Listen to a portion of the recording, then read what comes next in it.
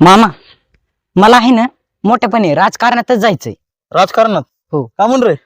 अरे ते ह्याच्या साई तिथं आरुष कसबेचं घर कुठे आहे हो? हे काय समोरचं घर त्यांचंच आहे. मामा इकडे इकडे अरे काय झालंय? लप एक मिनिट इथं. आपण काम लापायचंय. यार काय झालंय? अरे आमच्या टीचर आमच्या घरी जायला. टीचर घरी चालत म्हणून तुला पाहिलंस का म्हणून मग काय केलंस तू? अरे बाबा टीचर घरी जायले तर माझी आजी घरीच आहे ना. टीचर घरी चालत आणि आजी घरी? अरे मग आजी घरी तर मग काय प्रॉब्लेम आहे? मला काय कळणार नाही. काय बोलायलास तू? अरे मामा आजी वारली असं सांगून मी कालपासून शाळेत नाही गेलो.